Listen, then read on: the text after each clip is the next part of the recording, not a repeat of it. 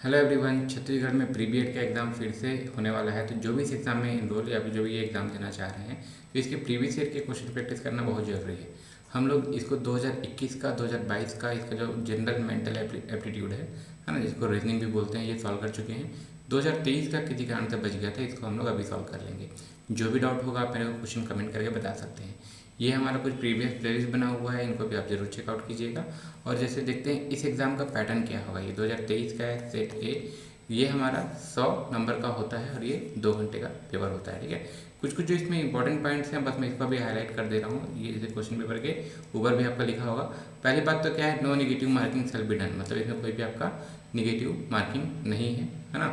उसके बाद देखिएगा कि इसमें जो शुरू का जो 30 क्वेश्चन है ना, ये जो शुरू का 30 क्वेश्चन है, इसको हम लोग सामान्य मानसिक योग्यता या फिर जनरल मेंटल एबिलिटी या फिर सिंपल शब्दों में इसी को हम लोग क्या बोलते हैं, रीजनिंग, है ना। रीजनिंग जो हम लोग हमेशा से पढ़ते आए हैं। तो इसके क्वेश्चन हैं, इसको हम लोग सॉल्व कर लेते हैं। जैसे सबसे पहले फिश फिश जिस तरीके से रिलेटेड है शीप से, उसी तरीके से बर्ड किससे रिलेटेड होगा, मतलब मछली और जलयान। अगर हम लोग देखें तो दोनों के दोनों पानी में चलने वाला चीज़ है, पानी में रहने वाला चीज़ है। या फिर मछली जैसे पानी में रहता है, जलयान पानी में चलता है। उसी प्रकार चिड़िया हवा में रहता है और हवा में उड़ने वाला चीज़ क्या है आपका, हवाई जहाज, है ना। इंग्लिश में बोले तो एरोप्लेन। तो इसका सही आंसर क्या हो जाएगा, आपका आंसर सी। देखिए, how many triangles are there in the figure, इस चित्र में कितने त्रिभुज हैं। तो इसको जैसे मैं आपको थोड़ा सा बड़ा करके दिखा दे रहा हूँ। देखिए, इसमें हम लोग कभी भी इस टाइप से जब त्रिभुज दिया होगा ना, मान लो कि एक ऐसा त्रिभुज है, ये ऐसे छोटे छोटे त्रिभुज में बना हुआ है, जिसको कैसे करते हैं, 1 2 3, जितने छोटे छोटे त्रिभुज हैं सबको जोड़ दो, 1 धन 2 धन 3 बराबर 9, ऐसा, है ना। तो ये यहाँ पे हमारे पास कैसा है, इस टाइप से 2 त्रिभुज करके बना हुआ है छोटा सा, ये 1 2, तो दोनों को मिलाकर एक बनेगा, मतलब 3। ठीक है, अब इसको हम लोग ऐसे काउंट कर लेते हैं। 3 त्रिभुज मेरा यहाँ बना, 3 त्रिभुज मेरा यहाँ बना और 3 त्रिभुज मेरा यहाँ बना। ठीक है, मतलब ये टोटल कितना हो गया, 9। अब इसके अलावा यहाँ पर देखिएगा, 9 के बाद 10, है ना। 1 2 लिख देता हूँ, 1 2 3 4, ये मतलब 9 और 4 कितना हो गया, 13, है ना। अब उसके बाद जैसे अलग कलर से लिख देते हैं, कन्फ्यूज़न ना हो। एक ये बना, ठीक है, ये, और एक बना ये, जो सबसे बाहर की तरफ है, बड़ा वाला। ठीक है, तो कितना हो गया, 9 धन 4 धन 2, मतलब 9 4 13, 13 और 2 15। मतलब इसमें कितने त्रिभुज हैं, 15 त्रिभुज हैं आपके, 15 ट्राइंगल्स हैं। देखिए, इफ़ रोड्स वर रिवर, अगर जो रोड है वो रिवर होता, तालाब होता, तो उसमें जो चलने वाले हैं, है ना, जैसे जो रोड में है उनको हम लोग पैदल चलते हैं, तो उसी तरह जो पानी में रहते हैं उनको क्या बोलते हैं, तैराक। ठीक है, ये क्या हो जाए, तैराक, है ना। आगे सॉल्व द, क्या कहा गया है, following equation and tick the correct answer. इसको आपको सॉल्व करना है और सही आंसर को टिक करना है। इसको इसे थोड़ा सा यहाँ पे ले आते हैं बड़ा सा। देखो, इसको सॉल्व करना है, ये 7x माइनस 3x कितना हो जाएगा, 4x। ठीक है, उसके बाद ये -21 और 30, 21 में से 13 को घटाओगे 8 आएगा, बड़े में ऋण का चिन्ह है तो यहाँ -8 हो गया। ठीक है, यहाँ क्या हो गया, इसको इसमें से घटाओगे तो ये क्या हो जाएगा आपका, माइनस में 9, और ये क्या बचा इधर, 6x माइनस 9। अब x वाले टर्म को हम लोग एक तरफ ले आते हैं, मान लीजिए मैं इसको इधर की तरफ ले आया, है ना, ऐसा 4x माइनस 6x, इधर की तरफ 9, वो भी किस में, माइनस में, प्लस 8, मतलब क्या हुआ, -2x बराबर -1, और x बराबर क्या हो जाएगा, -1/-2, माइनस माइनस कटा तो क्या बच गया, 1/2। ये मेरा आंसर हो जाएगा सी। ठीक है, आगे देखते हैं। Population of a town increase from 60,000 to 65,000, find the increase percent. एक शहर की जनसंख्या है वो क्या हो रहा है, 60,000 से बढ़ के 65,000 हो जा रहा है। तो आपको बताना है वृद्धि कितना हुआ, है ना। देखो, वृद्धि कितना हुआ, वृद्धि का प्रतिशत कितना हुआ, वृद्धि कितना हुआ, 65,000 हो गया था, है ना। पहले कितना था, 60,000 था, मतलब बढ़ा कितना है, इसको हम लोग देखेंगे। ये बढ़ गया है 5,000%, सॉरी 5,000 संख्या में, है ना। अब मेरे को बताना है वृद्धि का प्रतिशत। ठीक है, वृद्धि का प्रतिशत, तो जितना बढ़ा है वो ऊपर की तरफ, कंपेयर किससे करते हैं, पहले जितना था उससे कंपेयर करना है, कितना बढ़ा है पूछा है ना। ये क्या हो गया, 60,000, एक एक जीरो और है क्या, 4 जीरो, हाँ ठीक है, 60,000। और इसको हम लोगों को इस तरीके से सॉल्व कर लेना है। जितना कट रहा है तो काट लेते हैं दूसरे कलर से ताकि कन्फ्यूज़न ना हो। 1 2 3 4, यहाँ पे भी 1 2 3 4, ठीक है। बचा कितना 50/6, है ना। अब इसको हम लोग सॉल्व कर लेंगे तो यहाँ से हमारा उत्तर आ जाएगा, ठीक है। 60 मतलब सॉरी 6 8 48, बचेगा 2 और ये कितना नीचे 6। फिर से इसको काटेंगे तो 2 1 2 2 3 6, मतलब क्या बच गया 8 होल 1/3, 8 सही 1/3%। इसका आंसर क्या आ जाएगा डी। नेक्स्ट देखते हैं, a train with a speed of 60 km/h crosses a pole in 30 second, the length of the train in metre is. क्या कहा गया है, 60 किलोमीटर प्रति घंटे की गति से चलने वाली एक रेलगाड़ी एक खंभे को 30 सेकंड में पार करती है, तो उस रेलगाड़ी का लंबाई क्या है। देखिए कोई भी जैसे मान लीजिए रेलगाड़ी है वो चल रहा है, उसका जितना भी लंबाई होगा ये जब उस पोल को क्रॉस करेगा, है ना। क्रॉस करेगा क्या मतलब है कि अपने स्टार्टिंग पॉइंट से ये पीछे के पॉइंट तक से जब जाएगा तभी तो वो क्रॉस हुआ, और जब उतना वो दूरी क्रॉस किया तब वो पूरा का पूरा ट्रेन क्रॉस हुआ। मतलब कितना दूरी, जो उसका लंबाई है ना। हमको दूरी के रूप में पता करना है इसका लंबाई क्या है। तो दूरी का फॉर्मूला क्या होता है, distance speed into time. Hindi में बोले तो दूरी चाल बटा समय, है ना। हमको यहाँ पे ध्यान देना है इकाई का। तो जैसे अगर हम लोग यहाँ पे डिस्टेंस या फिर कहिए दूरी निकालते हैं तो ये स्पीड इनटू टाइम होता है ना, या फिर चाल बटा समय। मेरे को चाल कितना दिया हुआ है 60 km/h, ठीक है। तो यहाँ पर मैं लिख रहा हूँ, देखिएगा 1 km/h, है ना, पर आवर। तो km/h को जब मेरे को मीटर/सेकंड में कन्वर्ट करना है, ये सॉरी तो ये मेरा कितना हो जाता है 5/18 से मल्टीप्लाई हो जाता है, तो ये मेरा मीटर/सेकंड में हो जाएगा। अब जब बाकी सब यूनिट मेरा मीटर में है, सेकंड में दिया हुआ है, और जो उत्तर भी पूछा है वो भी मेरा मीटर में है, तो हम लोग क्या करते हैं इसको मीटर/सेकंड में कन्वर्ट कर देते हैं। 60 को हम लोग मल्टीप्लाई कर दिए किससे 5/18 से, और टाइम भी मेरा सेकंड में दिया हुआ है, ये कितना हो गया 30, है ना। अब इसको हम लोग सॉल्व कर लेंगे तो ये हमारा आंसर आ जाएगा। इसे करके देख सकते हैं, मान लीजिए इसको 6 से करते हैं, 6 10 6 3 18, फिर यहाँ 3 से करोगे तो ये 10 बार में जाएगा, तो ऊपर में 5 10 और 10 मिलकर टोटल कितना हो गया 500, ठीक है, क्या मीटर। ये उसका उत्तर हो जाएगा, ठीक है। चलिए नेक्स्ट क्वेश्चन देखते हैं, अ बॉक्स कंटेन 4 ब्लैक बॉल, कितना है 4 ब्लैक बॉल है, ठीक है। फिर 3 रेड बॉल है, और उसके बाद क्या है 5 ग्रीन बॉल है, ठीक है। अब इसमें से क्या करना है मेरे को, 2 balls are drawn at random, ठीक है, इतना है। इसमें से 2 यादृच्छिक रूप से निकाली जाती है।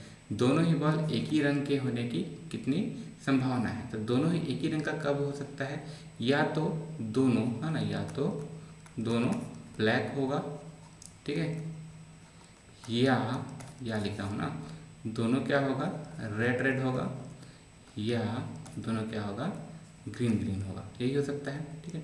थोड़ा पास में लिख रहा हूँ, या थोड़ा ग्रीन हो सकता है। तो देखिए जब हम सिलेक्शन करते हैं तो एक चीज़ ध्यान दीजिएगा, जब भी, है ना, इसको थोड़ा पास में लिख रहा हूँ ताकि कंटेंट ना दबे, या ठीक है। देखिए अगर मेरे को एंड करना होगा ना तो वहाँ पे हमारा मल्टीप्लाई हो जाता है, गुणा हो जाता है, और किसी भी चीज़ को अगर मेरे को या करके छांटना होगा तो वहाँ पे ऐड हो जाता है। तो मैं क्या बोल रहा हूँ, या तो दोनों के दोनों ब्लैक हो, है ना। अब दोनों के दोनों ब्लैक होने का कितना प्रोबेबिलिटी है, देखिए सबसे पहले ब्लैक है 4, और टोटल बॉल कितना है मेरे पास, देखिए टोटल बॉल कितना है 4 धन 3 धन 5, ठीक है, 4 3 7 7 5 12। अब बोथ ब्लैक, दोनों के दोनों ब्लैक, ठीक है, दोनों के दोनों ब्लैक होने का प्रोबेबिलिटी कितना है, मान लो पहला वाला मैं बॉल निकाल रहा हूँ, 4 में से एक बॉल निकलेगा, टोटल कितने बॉल हैं 12, एंड, है ना, दूसरा भी, तो मेरे पास 3 ब्लैक बॉल बच गए, और ये बॉल कितने बच गए 11। ये हो गया कि दोनों के दोनों ब्लैक हों। अब या दोनों के दोनों आपका रेड हो, तो या के लिए हम लोग करते हैं प्लस, रेड होने का पहला प्रोबेबिलिटी कितना है, अगर मान लो 3 निकलता है 12 में से, है ना। अब अगर एक निकल गया तो मेरे पास रेड बॉल बचा 2 और टोटल बॉल बच गया 11, ये हो गया क्या रेड, है ना। या अगर मैं बोलता हूँ क्या ग्रीन, मान लीजिए पहला भी ग्रीन दूसरा भी ग्रीन, तो या है इसलिए कर दिया प्लस। अब ग्रीन मेरे पास 5 थे, 5 में अगर कोई एक निकलेगा 12 में से, या पहला जब 5 निकल गया तो अब 4 बचा, और ये कितना बचा 11। अब मेरे को बस इसको सॉल्व करना है, इसको हम लोग सॉल्व कर लेंगे तो यहाँ पे हमारा उत्तर आ जाएगा, ठीक है। इसको कट कर सकते हैं ना, सबको हम लोग सॉल्व कर लेंगे, हमारा आंसर आ जाएगा 19/66, ये हमारा उत्तर होगा, ठीक है। Find the odd name from the following, इसमें से अलग सा नाम कौन सा है, तो ध्यान दीजिएगा कुरुक्षेत्र हो, पानीपत हो, चाहे हल्दी घाटी हो, ये सब अपने वार क्षेत्र है, मतलब जहाँ पे लड़ाई हुआ है वो सब क्षेत्र है। जबकि सारनाथ जहाँ पे गौतम बुद्ध है ना अपना पहला उपदेश दिए थे, याद होगा। सारनाथ का स्तंभ भी फेमस है, जानते हैं आप लोग, है ना। तो ये हमारा सारनाथ इसलिए फेमस है। इसके अलावा अगर आप कुरुक्षेत्र बोलते हैं, जहाँ पे हमारा महाभारत का युद्ध हुआ है, पानीपत भी आप लोग जान रहे हो, जिसके ऊपर तो पूरा मूवी बना हुआ है ना। और ये हल्दी घाटी वाला युद्ध भी जान रहे हैं, महाराणा प्रताप वाला।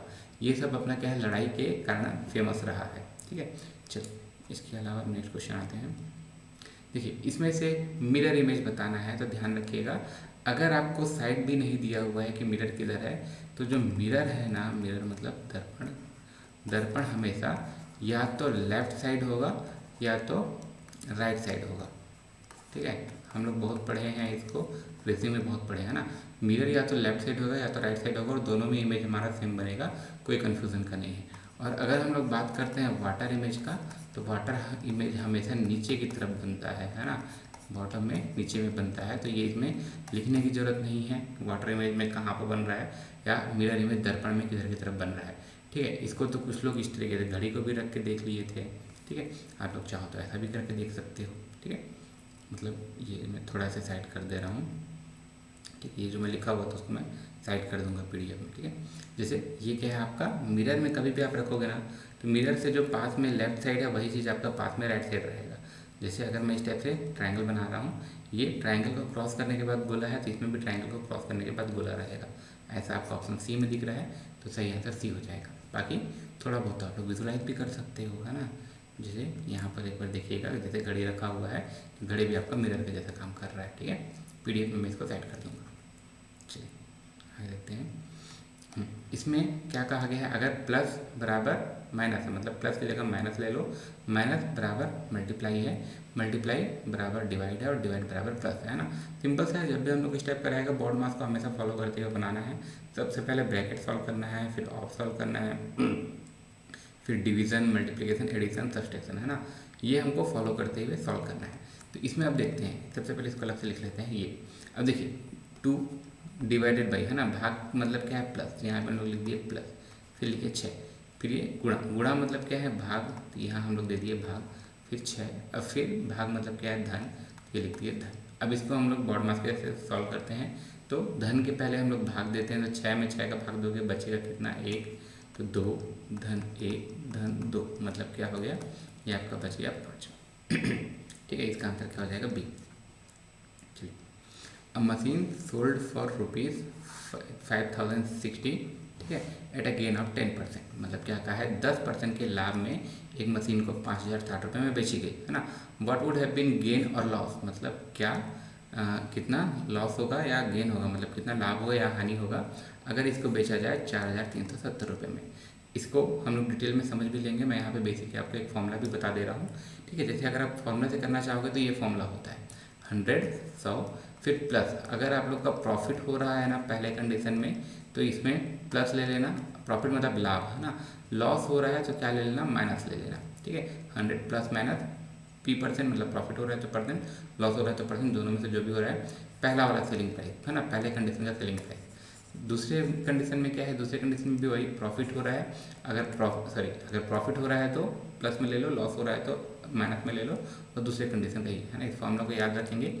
और ये जो बाकी इसका डिटेल है मैं लिख दे रहा हूँ। सेलिंग प्राइस मतलब बिक रहा है मूल्य, प्रॉफिट या गेन मतलब लाभ, है ना, लाभ रहेगा पॉजिटिव लेना है, एल मतलब लॉस, लॉस रहेगा आप उसको नेगेटिव में लेना है, ठीक है। अब इसी को हम लोग सॉल्व कर लेते हैं। जैसे मान लो पहले कंडीशन में क्या हो रहा है 100, मेरे को क्या बोला है प्रॉफिट हो रहा है, तो प्रॉफिट को मैं लिख दिया 10, ठीक है। और कितने में बेच रहे हैं 5060 में, है ना। अब इधर की तरफ क्या हो रहा है 100, प्रॉफिट हो रहा है या लॉस हो रहा है पता नहीं, तो इसको मैं लिख देता हूँ प्लस एक्स, है ना। अगर प्रॉफिट होगा तो पॉजिटिव में आएगा, लॉस होगा तो नेगेटिव में आ जाएगा। नीचे कितना है आपका 4370, ठीक है। इसको बस अब हमको इसको सॉल्व करना है, ये हमारा आ जाएगा आंसर, जिसे हाँ इसे लिखते हैं, ठीक है। सॉरी, कितना है ये आपका 110, नीचे क्या हो जाएगा 5060, इधर हो गया 100 प्लस एक्स, और ये 4370, है ना। ये जीरो कटा, फिर 11 से 11 बन जा, 11 4 जा 6 जा, ठीक है। अब इसी को जब हम लोग इसको सॉल्व करेंगे ना, तो 40, यहाँ पे हमारा साइड में लिख दे रहा हूँ, ये आपका कुछ ऐसा आ जाएगा ना, 95 बराबर 100 माइनस एक्स। इसको आप सॉल्व करके देखिएगा, 95 टाइम्स जाएगा। 4370 को 46 से डिवाइड दीजिएगा, 95 टाइम्स जाएगा। ठीक है, अब हाँ ठीक है तो ये क्या हो गया, सॉरी प्लस है ना। अब मैं 100 को इधर भेजूंगा तो एक्स का मतलब क्या आ जाएगा, -5। इसका क्या मतलब हो रहा है, माइनस में आ रहा है, मतलब घाटा हो रहा है, हानि हो रहा है, और कितना 5% का। ठीक है, इसका आंसर क्या हो जाएगा, लॉस 5%। नेक्स्ट देखते हैं, यहाँ पे क्या है, fill the appropriate number in the place of question mark. कहाँ गया क्वेश्चन मार्क, ये इसकी जगह में क्या होगा, तो चलिए इसको हम थोड़ा बड़ा करके देख लेते हैं। ये है ना, देखो ये जो 20 है एक्चुअल में क्या है, इसका 2 का स्क्वायर मतलब 4, 4 का स्क्वायर मतलब 16 है ना। तो इन दोनों को हम लोग जोड़ेंगे, 16 और 4 बराबर 20। यहाँ पे देखते हैं 3 का स्क्वायर मतलब 9 और 9 का स्क्वायर मतलब 81। 9 में 81 का जोड़ 90 हो जाएगा। अब यही चीज़ हम लोग यहाँ पर कर लेते हैं, 1 का स्क्वायर मतलब 1, और ये क्या हो गया, 5 का स्क्वायर मतलब 25। तो 25 और 1, 1 प्लस 25 बराबर क्या हो जाएगा, 26। यहाँ पे उत्तर क्या हो जाएगा इसका, 26। स्टार्टिंग फ्रॉम हिज प्लेस, है ना, क्या है, रवि अपने स्थान से 3 किलोमीटर चलने के बाद दाईं ओर मुड़कर 4 किलोमीटर पुनः चला, पुनः बाईं ओर मुड़कर 4 किलोमीटर चला। अंत में वह दक्षिण दिशा की ओर जा रहा था।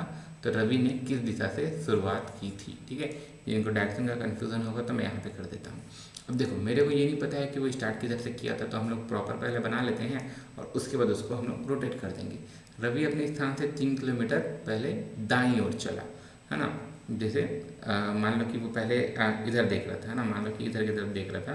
तो रवि अपने स्थान से 3 किलोमीटर चलने के बाद, रवि अपने स्थान से 3 किलोमीटर चलने के बाद, मान लीजिए कि ये यहीं से देकर के कितना मतलब चल दिया है, 3 किलोमीटर चला है के बाद वो दाईं ओर मुड़कर, दायां है ना, दायां मतलब आपका ये राइट, राइट तरफ मुड़ के वो 4 किलोमीटर चला, 4 किलोमीटर चला। फिर वो पुनः बाईं ओर मुड़कर फिर 4 किलोमीटर चला। अभी अपना बायां मतलब लेफ्ट की तरफ मुड़ के ये 4 किलोमीटर चला। ठीक है, अंत में वो दक्षिण दिशा की ओर जा रहा था। अब देखो ये दक्षिण तो नहीं है, ये उत्तर है, तो मेरे इसको दक्षिण करने के लिए क्या करना पड़ेगा, 180 डिग्री रोटेट करना पड़ेगा, है ना। इसको 180 डिग्री रोटेट कर दूंगा, मतलब ये मेरा डायग्राम अब कैसा बन जाएगा, पहले ऐसा नीचे की तरफ आया, फिर ये राइट की तरफ गया, और उसके बाद फिर ये अपने लेफ्ट की तरफ गया, ऐसा। मतलब वो पहले किधर की तरफ आ रहा था, पहले वो दक्षिण की तरफ ही आ रहा था, साउथ की तरफ आ रहा था। ये वाला आपका ओरिजिनल हो गया। ठीक है, पहले जैसे बोला है वैसे बना लिया, और उसके बाद हम लोग ऐसे करके पलट दिए। हार्ड पेपर आपके पास था, मतलब हार्ड कॉपी था, ऐसे चित्र को बनाओ और उसके बाद पूरा क्वेश्चन पेपर को पलट दो, ऐसे फुल, है ना, समझ में आ जाएगा। चलिए, which of the following figure correctly depict the relationship of science, physics और केमिस्ट्री। इनके बीच में किस तरीके से रिलेशन होता है। तो देखिए, ये अगर हमारा पूरा साइंस को रिप्रेजेंट कर रहा है, तो फिजिक्स और केमिस्ट्री दोनों में अपना अलग अलग है, लेकिन दोनों साइंस का पार्ट है। और साइंस में भी इन दोनों के अलावा कुछ बचता है ना, जैसे बायोलॉजी। ठीक है, इसका सही उत्तर क्या हो जाएगा आपका, ए। अगला, अ बॉय बाइस अ पेन फॉर ₹25। एक बालक 25 रुपये में खरीद कर सेल्स इट फॉर ₹30, है ना, 30 रुपये में उसको बेचता है। तो उसके लाभ का प्रतिशत क्या होगा, प्रॉफिट परसेंट क्या होगा। तो प्रॉफिट के ही या फिर लाभ का ही, है ना। तो इसमें क्या होता है, प्रॉफिट का अगर परसेंट है ना, प्रॉफिट का परसेंट, तो कितना उसको लाभ मिला है, नीचे में हमेशा कितने में खरीदे हैं, और ये 100। ठीक है, प्रॉफिट मतलब लाभ, सीपी मतलब क्राइम वैल्यू। ठीक है, तो प्रॉफिट है ना, कितने में खरीदा है, 25 में खरीदा था, 30 में बेच दिया, 30 में बेच दिया, 25 में खरीदा था, और उस खरीदा कितना में था, वो नीचे रह जाएगा 25/100। ठीक है, आसान है, ऊपर में कितना हो गया 5, नीचे क्या हो गया 25, यहाँ क्या हो गया 100। बाकी तो आसान है, 5 × 5 = 25, 5 × 5, 5 × 5 = 25, 5 से काटोगे 20 बार में आएगा, मतलब ये क्या हो गया 20%। इसका उत्तर हो गया डी। ठीक है, नेक्स्ट देखते हैं, a tank filled by 2 pipes A and B, है ना। जैसे यहाँ पे डायग्राम के थ्रू समझते हैं, एक टैंक है, इसको हम लोग 2 पाइप से भर रहे हैं, ए और बी से। ठीक है, अब क्रमशः 24 मिनट, मतलब पहला वाला जो है ये क्या करता है, इसको 24 मिनट में भर देता। दूसरा वाला पाइप क्या है, इसको 32 मिनट में भर देता। ठीक है, यदि दोनों पाइप को खोल दिया जाए तो बी को कितने क्या है खोल दिया जाए तो बी को कितने समय बाद बंद करना पड़ेगा कि टैंक 18 मिनट में पूर्ण भर जाएगा, है ना। बहुत सारे मेथड हैं इसको सॉल्व करने के। इसको हम लोग सिंपल एलिगेशन मेथड से सॉल्व कर लेते हैं। मान लो कि जैसे ए है, ये कितना 24 मिनट लगा रहा था फिल करने में, है ना। टाइम एंड वर्क अगर आप लोग अच्छे से पढ़े हो तो ये भी आपको समझ में आ जाएगा, बिल्कुल वैसा ही है, ठीक है। दूसरा क्या है, 32 मिनट में कंप्लीट फिल करता है। अब ये जो टैंक है इसका हमको कैपेसिटी नहीं पता है कितना है ना। हम लोग इसको एक कुछ भी एज्यूम कर लेते हैं। तो कुछ भी एज्यूम क्या करते हैं, एलसीएम, जो लघुत्तम समापवर्तक है किसका, 24 और 32 का, इतना, है ना। तो इन दोनों का अगर आप एलसीएम लोगे तो ये आपका आएगा 96, ठीक है। मान लेते हैं कि 96 लीटर का ये आपका, ये हम लोग माने, है ना, क्योंकि हमको कैपेसिटी नहीं दी है, कितना भी कैपेसिटी हो सकता है, उस हिसाब से उसका एफिशिएंसी मतलब 1 मिनट में कितना भर रहा है वो निकलेगा, ठीक है। तो मान लिए हम लोग ये 96, है ना। कुछ भी ऐसे नहीं मानना है, हम लोग को ऐसा मानना है जो मेरे इन दोनों से भाग जाए ताकि सॉल्व करने में आसानी हो। तो दोनों से भाग जाने वाला सबसे छोटा नंबर इनका लघुत्तम समापवर्तक होगा। तो दोनों का लघुत्तम समापवर्तक निकाले, 96 लीटर है।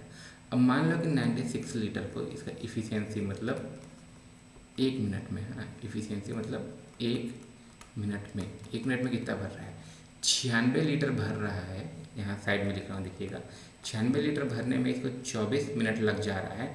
इसका क्या मतलब है कि इसको जब इससे हम लोग भाग दे रहे हैं, इसका 4 लीटर प्रति मिनट भर रहा है ना।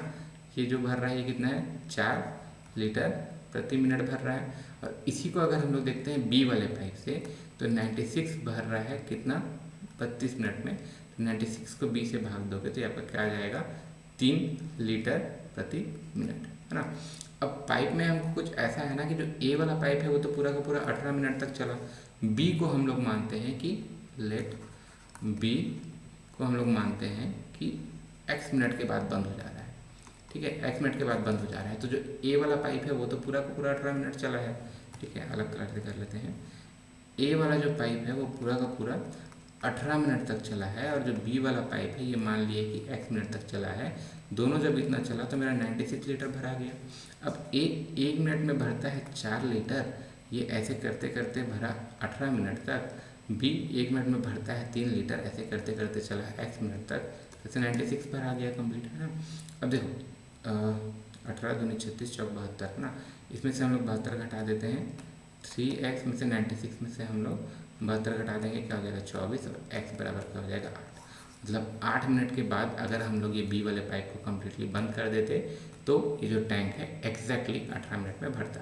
ए वाला जो पाइप है वो पूरा 18 मिनट तक चला, बी वाला पाइप कितना 8 मिनट तक चला, ठीक है। आई होप समझ में आ गया होगा। नहीं आया होगा तो टाइम एंड वर्क का एलिगेशन मेथड जरूर देखिएगा। टाइम एंड वर्क और इसका प्रॉब्लम एकदम सेम रहता है, उसमें मैन रहते हैं, इसमें पाइप होता है, ठीक है। चलिए, find the odd one pair, odd pair. देखिए, हाथ और पैर दोनों शरीर का हिस्सा है बराबर बराबर वैल्यू का। सिमिलरली आई और नोज, आँख और नोज भी दोनों शरीर का हिस्सा है। रिस्ट और फिंगर, है ना, रिस्ट, ये आपका रिस्ट और फिंगर भी दोनों शरीर का हिस्सा है। लेकिन ये देखो, बॉडी एक हिस्सा नहीं है, जो हेड है वो खुद बॉडी का हिस्सा है, शरीर का हिस्सा है सिर, है ना, सिर तो शरीर का हिस्सा है। और ये दोनों दोनों शरीर के हिस्से हैं, ये भी दोनों शरीर के हिस्से हैं, ये भी दोनों शरीर के हिस्से हैं। तो ऑप्शन सी के अलावा बाकी सब जो है वो लगभग बराबर वैल्यू के चीज़ हैं। और ये जो है बॉडी, इसका मतलब हेड जो है वो कंपोनेंट है बॉडी का, ठीक है। जो हमारा सिर जो है वो हमारे शरीर का हिस्सा है। तो इनमें से अलग सा पेयर क्या हो जाता है आपका सी। देखिए यहाँ पे क्या है, मोबिलिटी को ऐसा कहा गया है 46293927। तो एग्जामिनेशन को क्या कहा जाएगा, है ना। जैसे यहाँ पे मैं एक लिख के बता दे रहा हूँ, मोबी LITY, है ना। देखिए एम का रैंक होता है कितना 13, ओ का रैंक कितना होता है 15, बी का रैंक होता है 2, आई का रैंक होता है 9, एल का 12, आई का 9, टी का 20 और वाई का 25, है ना। रैंक याद करने का ट्रिक मैं बता चुका हूँ, आप सर्च कीजिएगा Shailendra Sao trick aptitude rank, तो आपको दिखा देगा, है ना। सबको अलग से लिखने की जरूरत नहीं है, आपको डायरेक्ट दिख जाएगा। बाकी यहाँ पे अगर आप चेक करना चाहोगे तो ये मैं नीचे आपको लिख भी दे रहा हूँ, ठीक है। देखो अब यहाँ पे रैंक के लिए क्या किया गया है, सिंपल है, बस इन दोनों को जोड़ दिया है ना। जैसे 1 और 3 मिलकर कितना हो गया 4, 1 और 5 मिलकर कितना हो गया 6, ये 2 है तो 2, 9 है तो 9, 1 और 2 मिलकर हो गया 3, ये हो गया 9, 2 + 0 2, और ये कितना हो गया 2 + 5 मतलब 7। देखिए 46293927 है ना, 46292337। तो यही चीज़ हमको एग्जामिनेशन के लिए करना है, ठीक है।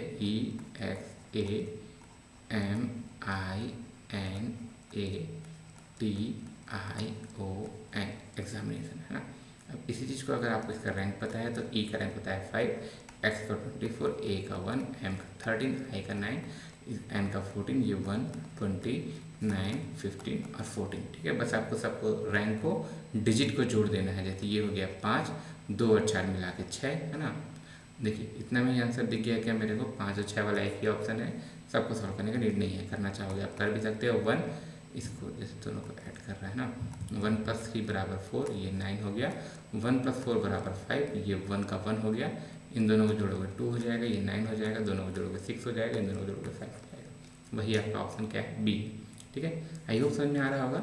जो भी क्वेश्चन समझ में नहीं आएगा आप क्वेश्चन नंबर कमेंट कर सकते हैं, या फिर जिस टाइम तक जितना मिनट तक का हुआ है उसको आप कमेंट करके कर सकते हो, है ना। मिनट इस फॉर्मेट में, जैसे अगर मान लो 10 मिनट हो रहा है MM, है ना, और 20 सेकंड हो रहा है, तो मतलब इस फॉर्मेट में से कीजिएगा तो टाइम स्टैम्प आ जाता है और आगे अपना डाउट कर दीजिएगा, कैसे डायरेक्ट वहाँ तक पहुँचते बनता है। चलिए, A is twice as old as B, A की आयु बी की आयु की दुगनी है। 8 वर्ष पूर्व एक बी की आयु से 3 गुना अधिक आयु वाला था। बी और ए की वर्तमान आयु क्या होगी, है ना। देखते हैं, जैसे सिंपल सा है, ये भी मान लो कि ये ए का आयु, ये बी का आयु, ठीक है। एक तो हो गया पहले और एक हो गया वर्तमान में, है ना, वर्तमान में, ठीक है। जैसे क्या बोला है, ए की आयु बी की आयु का दुगना है, तो अगर मान लो बी का आयु को हम लोग x मानते हैं तो उस हिसाब से ए का आयु क्या हो जाएगा, 2x हो जाएगा। अब 8 साल पहले क्या होगा, दोनों का एज 8 साल कम कर देते हैं। इसमें से हम लोग 8 साल घटा दिए, है ना, 8 साल पहले, तो इसका आज क्या हो जाएगा, x - 8। अब क्या बोले, 8 साल पहले क्या था कि 8 साल पहले जो ए का है वो बी की आयु का 3 गुना था, है ना। तो जो ए का है, जैसे इसको 8 साल पहले क्या था, जो ए का एज है मतलब 2x - 8, ये क्या था, 3 गुना था किसका, बी की आयु का। बस एक इक्वेशन है, एक अननोन है, हमको x का वैल्यू यहाँ पे निकाल लेना है, सिंपल सा। ये कितना हो गया, 2x - 8, 2x - 8, इधर की तरफ क्या हो गया, 3x - 24। x वाले टर्म को एक तरफ ले आते हैं, इसको एक तरफ चलते हैं, तो मेरे x का मान क्या आ जाएगा, 16, है ना। b का मान कितना हो गया, 16, और इसका मान कितना हो गया, 2x, मतलब 16 दूनी 32, है ना। समझ जाएंगे ना, ये यहाँ पे लिख दे रहा हूँ। b का एज कितना हो गया, x था, x मतलब 16, और a का एज कितना था, a का एज था 2x, है ना, मतलब 2 × 16, 2 × 16, 32, ठीक है। थोड़ा लैग कर रहा है, देखिए अब कैमरा और माइक में चेंज कर दिया हूँ, नया लगा लिया हूँ, सेटअप किया हूँ, तो आई होप कि आवाज़ क्लियर आ रहा होगा और मेरा वीडियो भी क्लियर दिख रहा होगा, ना। जो पिछले 2-3 वीडियो में दिक्कत था कि नई जगह शिफ्ट हुए हैं तो थोड़ा दिक्कत हो रहा था। आप लोग कमेंट कीजिएगा अगर अभी भी वॉइस और वीडियो क्वालिटी में कोई दिक्कत हो रहा होगा तो, ठीक है। चलिए देखिए, find the 3 numbers in the ratio 1:2:3 so that the sum of their square is equal to 504। 1:2:3 में 3 संख्याओं का ज्ञात करें जिनका वर्ग का योग इतना है ना। मान लो पहला वाला नंबर क्या हो गया, x², ठीक है। दूसरा वाला नंबर क्या हो गया, 2x, है ना, 2x है तो उसका स्क्वायर, और तीसरा वाला नंबर क्या हो जाएगा, 3x, इसका स्क्वायर, ठीक है। ये नंबर है x, 2x और 3x, ठीक है। ये आपका यहाँ लिख देते हैं, पहला नंबर हो गया x, दूसरा नंबर हो गया 2x, तीसरा नंबर हो गया 3x। और क्वेश्चन में क्या बोला है कि इन सब का जो योग है वो किसके बराबर है, 504 के। देखो x², ये कितना हो गया 4x, और ये कितना हो गया 9x, ठीक है। तो 9 और 1 10 और 1 4 14, मतलब क्या हो गया 14x का स्क्वायर, ये कितना हो गया 504। अब x के स्क्वायर मतलब कितना हो गया 504/14, है ना। इसको हम लोग डिवाइड करके देखेंगे, 14 3 × 48, ठीक है, नहीं सॉरी 42, है ना, 14 3 × 42, ये x मतलब x² बराबर 36 है, x² बराबर 36 है। तो x क्या हो जाएगा, इसका हम लोग रूट निकाल देते हैं, वर्गमूल निकाल देते हैं, तो 6। अब जब x का मान 6 आ गया तो 2x का मान क्या हो जाएगा, 6 × 2 बराबर 12। 3x का मान क्या हो जाएगा, पहले लिखो चाहे बाद में लिखो, फर्क नहीं पड़ता है। 3, ये क्या हो गया 12 और 3 18, मतलब इसका क्या क्या आंसर हो गया, 6 12 और 18, जिस भी आंसर में है बी में है 6 12 और 18 इसका उत्तर हो जाएगा, ठीक है। देखिए in sign language. Cat can be written as ECB, तो रैट को कैसा लिखा जाएगा, ठीक है, CAT। कैट का रैंक होता है 3, सॉरी सी का रैंक होता है 3, इसका ये 20 है ना। अब इसको कैसे लिखा है, ECB। देखिए आपको रैंक याद होगा तो किसी में दिक्कत नहीं होना है। E मतलब 5, C मतलब 3, V मतलब कितना 22। क्या किया गया है यहाँ पे, सिंपल सा है। जैसे आप ये रैंक को भी देख सकते हो अगर भूलते हैं तो, है ना। ये मैं आपको दूसरी क्लास कर दे रहा हूँ। 3 में हम लोग 2 जोड़ेंगे 5 आएगा, 1 में 2 जोड़ेंगे 3 आएगा, 20 में हम लोग 2 जोड़ेंगे 22 आ जाएगा। मतलब हमको सिंपल सा है, सिर्फ +2 किया है। तो RAT है ना। R का रैंक कितना होता है, अगर नहीं याद है तो आप यहाँ देख सकते हैं। R होता है 18, A का रैंक होता है 1, T का रैंक होता है 20। इसमें हम लोग 2 जोड़ेंगे, इसमें भी 2 जोड़ेंगे और इसमें भी 2 जोड़ेंगे, तो 18 और 2 मिलके हो गया 20, है ना। A में हो गया 3 और ये हो गया 22। तो 20 किसका रैंक है, आपको नहीं याद है तो आप देख भी सकते हो। 20 रैंक होता है T का, है ना। A और C के लिए तो यहीं से देख सकते हो, TCB। इसका आंसर क्या हो जाएगा, B, TCB, ठीक है। चलिए आगे देखते हैं। Suman recall that her friend Meena birthday falls between 10 से 15। सुमन को याद है कि उसकी सहेली मीना का जन्मदिन 10 से 15 के बीच है। तो 10 से 15 के बीच मतलब या तो 11 को हो सकता है, या 12 को हो सकता है, या 13 को हो सकता है, या 14 को हो सकता है। फेब्रुवरी, है ना। Well Sheela, according to Sheela, है ना।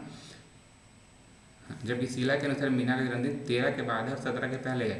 13 के बाद और 17 के पहले, तो यहाँ पे एक ही दिन है जो दोनों में कॉमन है। तो कब हो जाएगा इसका बर्थडे, 14 फरवरी को, है ना। 13 के बाद है और 17 के पहले है, मतलब 14, 15 या 16, इन्हीं में से कोई सा हो सकता है। तो 14 ही है जो दोनों में कॉमन है। तो इसका बर्थडे कब हो जाएगा, 14 फरवरी को, है ना। माता पितृ दिवस भी है उस दिन, ठीक है।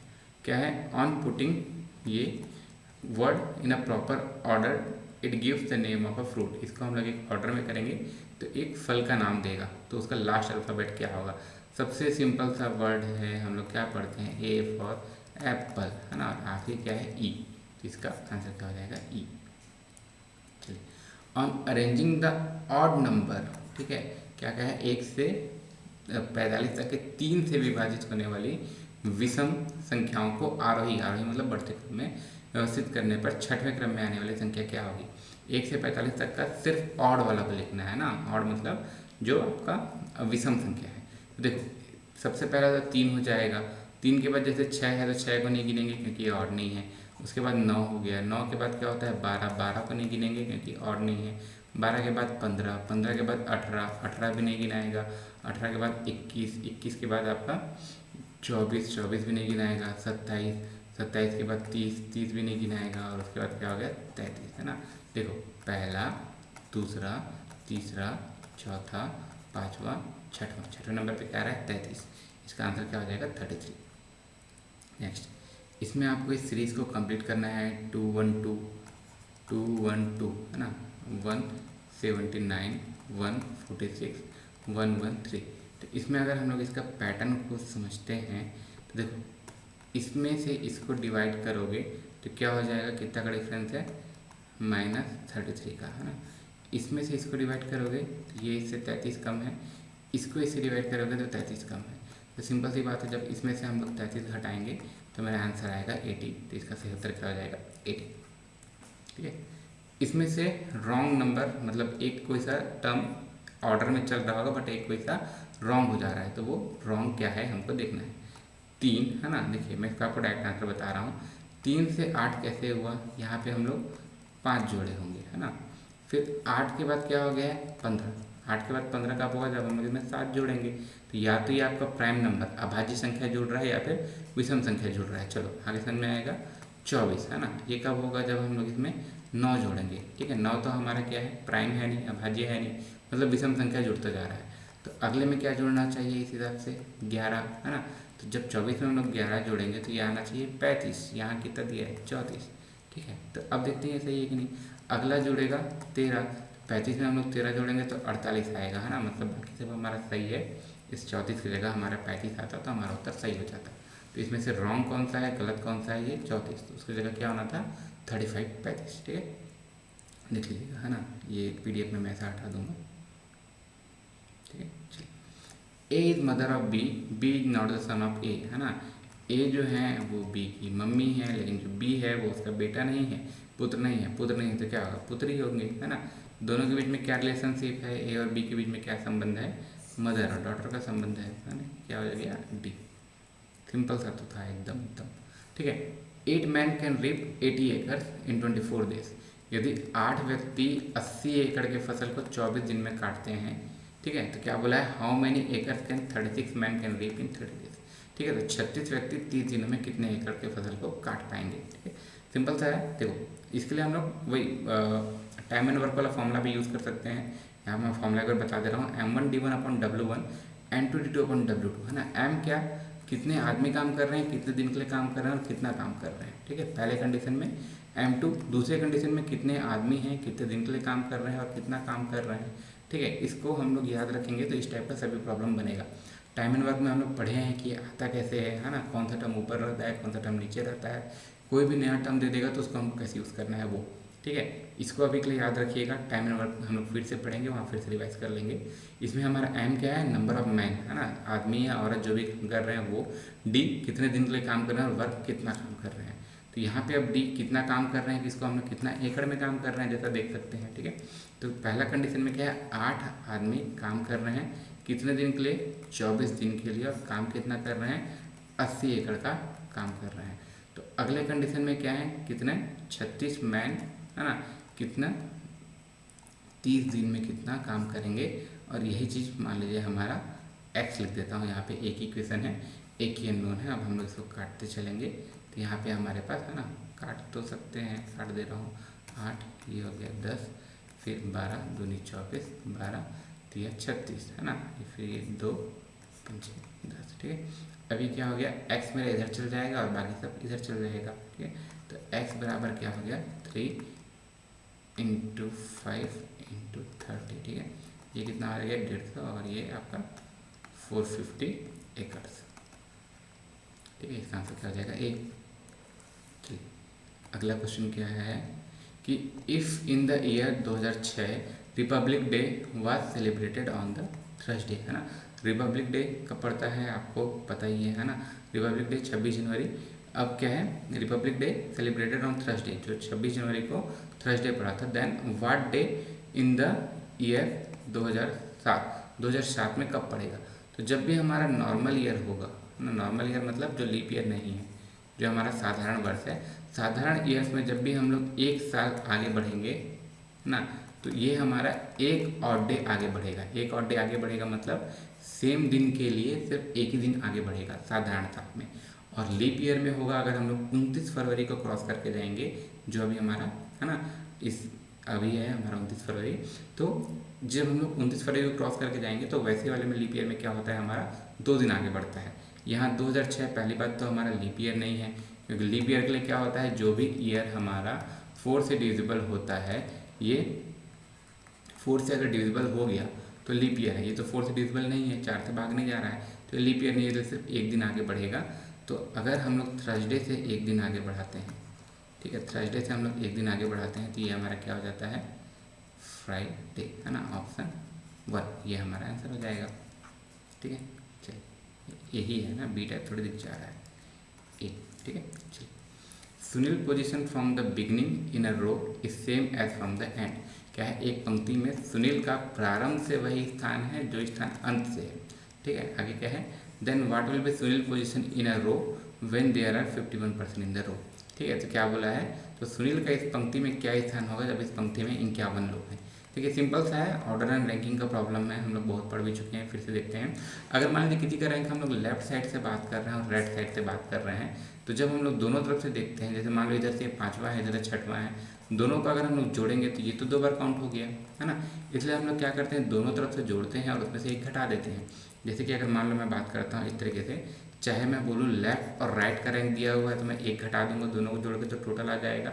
ऊपर से या नीचे से दिया होगा, है ना, कि ऊपर से इतना है, नीचे से इतना है, इस टाइप से वाला। तो इसी चीज़ को अब हम लोग क्वेश्चन में देखते हैं, मेरे को टोटल दिया हुआ है।